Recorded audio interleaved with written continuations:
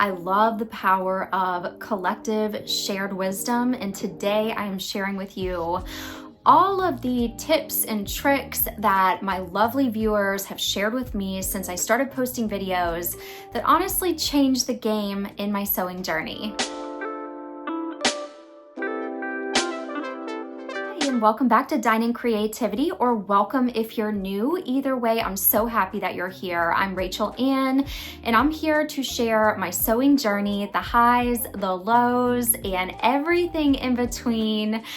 Yeah, so as I already kind of alluded to, this video really is half viewer appreciation video, but also half let me share the tips that have really helped me so that wherever you are on your sewing journey, if you're newer into it, hopefully these can also be helpful to you. There's been so many, to be honest with you. It was really hard for me to kind of pare down the tips that I wanted to share today, but this is something I'd love to start doing. So as always, if you think of other strategies and tips, I feel like the comment section can be a wealth of information and support. So without further ado, get your notepad out, get ready to take some notes and get your knowledge on from these comments that my wonderful viewers left so kindly, sharing so much wisdom and information that has really aided me since I started sewing, and I hope it helps you too.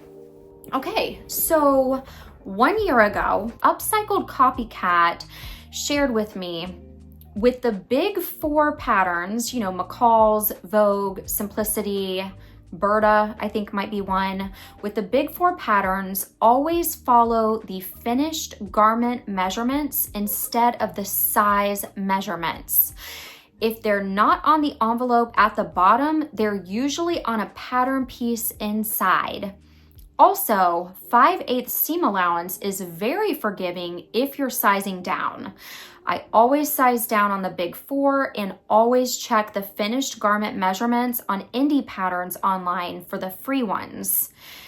Last tip, this one was chock full of great information. You should also get some sheets at a thrift store or purchase cheap $1 a meter or yard fabrics in volume and make a toilet, hopefully I'm saying that right, practice garment that you can get the sizing correct on before starting the actual project.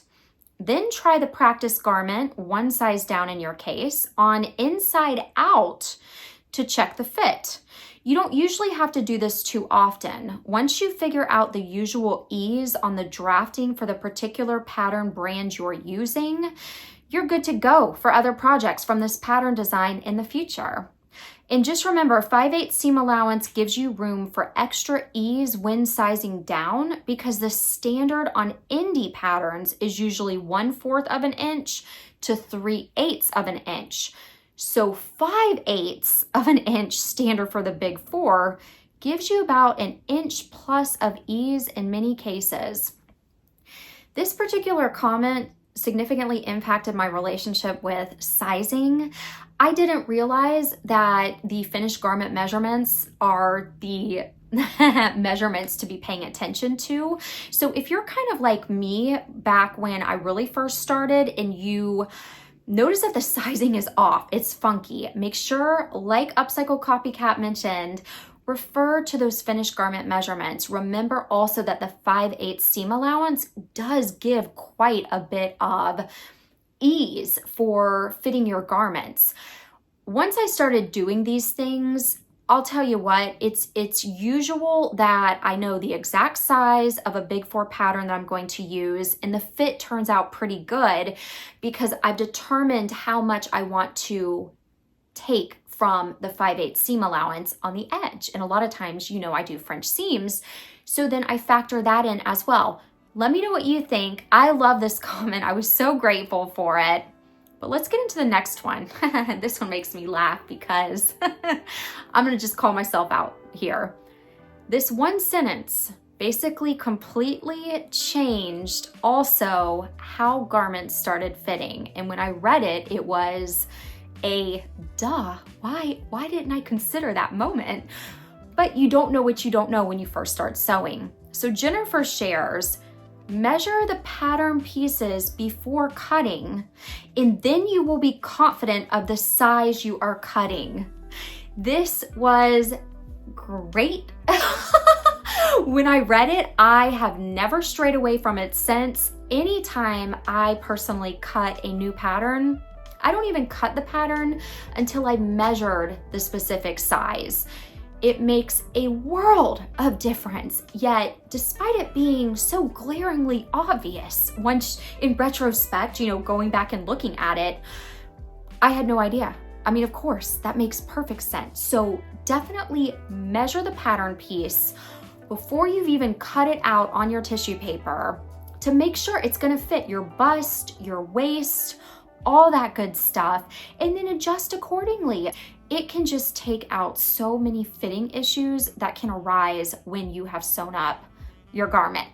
All right, be still and no shared. Wow, you are certainly ambitious in a good way. Thank you. Good job in sticking with it because it turned out nice. I think she was referring to a garment that I had sewn. Be Still and Know says, I've been sewing for 50 years and have always recommended 2 things in your journey. Number 1, this is so key, side note, press as you go. You'll be amazed at how your clothing will look professionally made versus off the rack. 100% could not agree more. It also completely changed the quality of the production of the garments I was sewing when I pressed repeatedly. You see, I got my iron behind me. That thing is plugged in the entire time when I'm sewing a garment now. Every seam is pressed. It makes a world of difference. Plus, use a pressing cloth when ironing delicate material. I actually turned an old pillowcase into my pressing cloth. So you can always turn in an older thin piece of material to be that pressing cloth as the barrier between the iron and your really good silky fabric. And number 2, always walk away when you get frustrated and come back another day because it'll save on your sanity and your love of sewing. So true. By the way, you might consider picking up a cutting board to place on your table that gets you off the floor, and if your dining table is smaller, it extends the size. It's a heavy-duty cardboard in a rectangular shape that folds like an accordion for easy storage, which you can get at Joann's. Good luck in sewing and don't lose your enthusiasm or creativity. What a great comment. I mean, so many excellent pieces of wisdom to keep in mind on your sewing journey. So basically, press as you go, walk away when you get frustrated, and consider getting a cutting board. I'm still cutting on the floor. I'm looking at it right now, but at the very least, I did get a cutting mat. So that really changed things. All right, on to the next tip. Creation says, great pattern haul. Just a tip. Whenever Joann's have McCall's on sale, Know Me patterns are on sale as well. They are under the McCall's umbrella. Happy sewing. I thought I'd share that one for my fellow Big Four people who use the Big Four patterns. I didn't know that. I had no clue. And so now I automatically know that those Know Me patterns will also be on sale if the McCall's patterns are on sale. Jen's Creative Spot shares, great video, love watching your sewing journey. Thank you for that. When I make sweatpants or anything with knit fabric, my relationship with knit fabric, it's touch and go. I don't know how yours is. Feel free to share in the comments what you think about sewing with knits. I just use a zigzag stitch. The knit fabric won't unravel like woven fabric does, so a zigzag stitch will work just fine if you don't have an overlocker, which I don't, and I don't either. For my woven fabric garments that I want to take care of and keep for a long time, I will use the French seam method, love French seam method, but not for knits. Also, the zigzag stitch gives your garments the ability to stretch with you when you need it, like when I sit down. Hope that helps. Super helpful.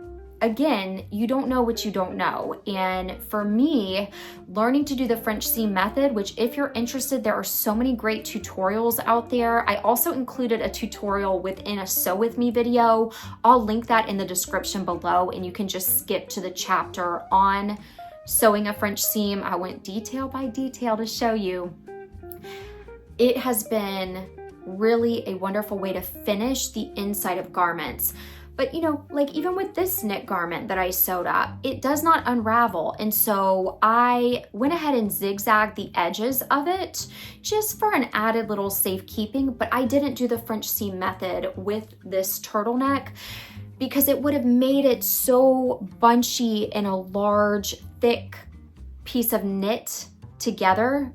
And so I just opted against it, just like how Jen's Creative Spot shared here. But this is super helpful tip as you're kind of figuring out how to finish different garments. Jane Franklin says, very pretty sewing room, thank you. I would feel inspired with those pretty colors. For your patterns, I have seen people use the binders to just store the envelope and then use a filing cabinet for the pieces and directions. File the patterns numerically. Also, have you thought of getting a folding craft table? I bought mine at Michael's. The long ends fold down to make it a very narrow table, and underneath are 2 shelves. I love it for my small space. Just some suggestions you might consider. Happy sewing. I thought that this was a really nice, straightforward way to consider storing your patterns. There were actually several comments of the same nature, and it is something I would like to eventually do as my pattern collection continues to grow and get out of control. As you probably know watching, it is really easy for things to start getting real out of control real quick in the sewing room, especially the more that you accumulate materials for your sewing projects. Miss Susie Homemaker shares, your sewing space is darling. It's so cheery and fun. The artwork is amazing. Thank you for that. That's very sweet. I organize my patterns similar to you in binders. However, I only store the pattern envelope in a page protector, and each binder holds various categories between dividers: dresses, tops, pants, etc. For the pattern tissue and instructions, I put them in a large manila envelope and store in numerical order by pattern company in the bottom row of my IKEA 4x4 Indrona fabric boxes. It works well for me because I can pull out my binders. I have 2 binders, I think they're 4-inch ones, and shop that way for what I want to sew. Just another great way to think about storing patterns, and that's something I'm definitely gonna put into play at some point. Okay, Denise Dorsey says, I've been sewing my own clothing for about 4 years now. I've learned that the inexpensive fabric at my local fabric store, Joann, was okay as I was learning, but ultimately has not held up to wearing and laundering. I could see that. I now save my money and buy higher quality fabric. Yes, online, it's the only option where I live, and so better because of it. I am careful because I have spent more, so I go more slowly and enjoy the process so much more and end up with a well-made garment that will last. That's a really interesting point, and there have been a couple pieces of fabric I have purchased from Joann's where if they were my favorite garments to wear, the quality of the fabric did kind of start to decline a little bit. Like this, I know that this looks really pretty right now, but I have it in a coral color. And I wore the heck out of a coral colored cardigan of the same material, and it's definitely started to have that wear and tear on it. So this is a really nice perspective on spending a little bit more on quality fabric, but then the psychological after effect of then almost going slower when sewing it because you've spent more. All right, Faith says, this was such an enjoyable video. Thank you for sharing. Thank you. One of the surprising things I've learned is that sometimes I make something, it turns out great as far as construction, etc., but I'm just not sure I like it on me. That happens to me all the time. Faith goes on to say, when this happens, sometimes I need to put it away, maybe a couple of weeks, months, or even seasons. Then at some point, I'll pull it out and suddenly there's been enough space between me and my garment that I'm able to appreciate it and enjoy wearing it. I don't know what this is about, but it happens often. Maybe I've had unmet expectations, so the distance helps me to forget the expectations and just enjoy the garment. I love this. I thought it was so relatable because it's happened To me personally, several times, sometimes I wonder if it's just from spending so much time on a garment. I am utterly sick of it. I don't want to look at it. I don't want to think about it. And I don't want to wear it. And all I can think about are maybe imperfections. Only I can see them, but I'm just over it. And so I stow it away for a couple months. And then I revisit it and I think, why have I not worn this before? Does this happen to you watching? Please feel free to share, because I would love to hear if that ever creeps up on you from time to time. It's always an added bonus when you absolutely adore the piece that you've sewn immediately, but it's also interesting how this plays out with other garments that a person sews up. At least for me, it happens. Sounds like it happens to Faith too. All right, LRW Design shares, I've been sewing since I was a child. I started out hand sewing my own Barbie clothes at age 7. Mom taught me to use a sewing machine as I got older. I've hand quilted, thanks Grandma, and done all kinds of arts and crafts. I've made my own clothes for decades, off and on. I have some mental questions I always ask myself. Ooh, I love it. Number 1, fabric content. Is it a quality natural fabric or fabric blend? Number 2, if purchasing or thrifting, how is the garment made? And I try everything on or pull out a tape measure if I cannot and measure the garment for appropriate size to me. I was losing my place when reading. Number 3, can I alter the garment to fit me or rework the material into a garment I will wear? 4, if the garment is a thrifted one, is the cost far less than I can make, and do I love it enough to buy it? Always a great question. What items are worth thrifting versus sewing or knitting, such as basic t-shirts, cashmere and wool sweaters? I find I purchase knit secondhand as opposed to sewing basics or knitting myself. 6, jeans, trousers, coats, and blazers are things I will buy secondhand or deeply discounted and not sew. I am there with you when it comes to jeans and trousers. I buy them on sale because my track record with sewing pants as of yet isn't the best. Working on it. That may not be the same for LRW design, but that's just my experience. I need to gain proficiency. Anyways, number 7, formal or special occasions. I find thrifting is more effective for beaded or more expensive to make special occasion clothing, and having it altered is worth it if it's a very unique piece. At age 63 and sewing for 5 decades, these are the things I think about, and yes, you never stop learning new techniques in sewing.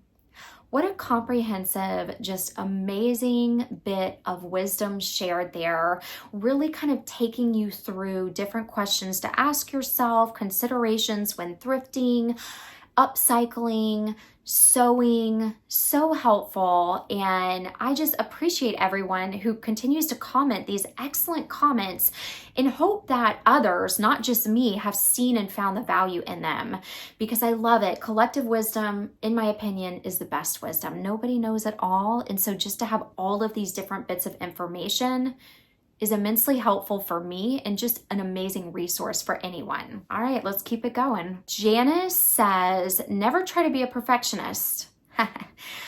Very applicable to me. Just follow up one step at a time. The next time you make it, it will be better. Very true. Although some days, something you've made a dozen times may not come out right. Very true. Those days, put it aside and pick up another time, and it will be better. Even though you may have paid more money for the fabric, your workmanship and the fact that of the better fabric will make the finished product look better makes it worth it. So true. Just remember, it was a person who sewed the outfit from the stores, and odds are they only make one section of it. So they've had more practice, and you're doing every single step. I just want to stop there for a second. That really was such an interesting concept that I hadn't really put too much thought into, that absolutely when you're sewing a garment from top to bottom, you're not just sewing the sleeves on it, and just in a production line of putting sleeves on something. You're hemming the bottom, you're adding the turtleneck, you're adding the collar, you're throwing in the darts, you're doing the French seams. It is the comprehensive garment that you're creating, not just one little piece of it over and over. So absolutely, until a person really gains the skills in all those different areas, it can be tricky. Okay, we're gonna keep it going. Not every shirt matches in a plaid and stripe in the store either. All right, so that speaks to letting go of perfectionism. Remember what you may see as wrong. The non-sewer will never see, so if she compliments you, don't say anything. Absolutely. So many sewers do that, and I include myself. Don't say anything. I admire how daring you are to try things. That's great. Thank you. 100%. It's the same concept that when somebody gives someone a compliment, they immediately start going into negating it. Oh, I didn't even sleep somebody says, oh, you look really, really pretty today. And somebody's immediate response is, oh, I didn't even sleep last night. I feel terrible. Instead, I think this is a great reminder. Just receive it. Thank you. I appreciate that if somebody compliments something that you sew. Because like Jana said, the chances that they're able to spot an uneven thread line or a funky hem are gonna be slim to none in comparison to how a sewist will pick out the tiniest of little errors and kind of lament about it or let it bother us. So letting go of perfectionism, huge. I love this one. Got a couple more comments. Belinda shares, those are all such lovely makes and they seem to suit you so well. Thank you. Don't be too hard on yourself for your perceived mistakes. I just want to hammer this tip home. Everyone, even most experienced sewists, will make and have made mistakes. It's how we learn new things in sewing often, and it looks to me like you saved every one of the makes. I think as long as we don't get too hung up on making it exactly, perfectly, completely like the package tells us to, and we are willing to improvise if we need to, we enjoy our creations a lot more. That is truer words never spoken. I would love to hear your thoughts, but when I first started sewing and I would deviate from the instructions of the sewing garment, I would always think, I am just doing this so wrong. When now that I've kind of been sewing, creeping up almost to 3 years, I realize you can finish a garment in more than one way. Just because you're not doing it the way the instructions tell you to doesn't mean that you're not going to create something that you like even more. So absolutely, just because it's not exactly what the package tells us doesn't mean that you're doing something wrong or that it's not going to turn out correctly. And where there's a will, there's a way. You can make a garment still work. All right, I thought that this one was really good. This is kind of a technical way of turning in the strap of a garment. Oh, those really just throw me for a loop sometimes. Barbara shares, this is ingenious. To turn ties, you can sew a length of let me start that over. To sew ties, you can sew a length of yarn just longer than the ties. Sew it to the short end after you sew up the long side so you can simply pull the yarn and it turns the tie. Love it. Snip out the yarn against the cloth and tie is turned. Plus, you still have the yarn for later. Grandma used to do this. Grandma was on to something because I'm going to start using that method. I thought it was so great. Okay, I know the video is getting long, but I had to include 2 very recent tips that I thought were amazing in terms of choosing fabrics and just kind of to get the wheels turning in your mind of different thoughts to have on how to pick fabrics. Amy shares, great tips. I like the idea to focus on shape and general silhouette. I would add colors. Find your best basics. Like, what is your best green? Might be peridot, or your best red might be a pink. Patterns, pay attention to if you like yourself in smaller, busier prints, larger prints, plaid square, plaids on a diagonal, or solids. Skill. Consider how familiar you are with sewing before choosing fabrics that ravel, stretch, or slip. Also think about the complexity of the pattern. Prep. Some fabrics have some starch in them or are a material that shrinks. Pre-washing and pressing are a must. All I can say is thumbs up. I feel like that is so straightforward and explanatory. Great things to think about. All right, we've got one more from LRW Design. Thank you so much for sharing. LRW Design says, my tips as someone who has been sewing for 50 plus years, measure yourself everywhere and keep on a card and remeasure every few months, as this will help you determine pattern sizing. More accurate measurements are printed on the pattern for bust, waist, and hip. So use this for fit and not the finished I'm getting tongue-tied, and not the finished measurements on the pattern back. Use old thrifted sheets to make a mock-up and use a marker to adjust fit before cutting into your good fabric. Make sure you mock up the changes to make sure the adjustments are good before adjusting your pattern pieces and cutting good fabric. Know the difference between lightweight, midweight, and heavyweight fabrics, and there are many good online guides that will help you familiarize with fabric types and the categories. The suggested fabric on back of patterns is a good guide to what will lay well. Take your time, don't rush sewing, and the devil is in the details. Learn finishes like Hong Kong seams, French seams, and when hand sewing is best. That's it for me, and hope it helps. Yes, it did help.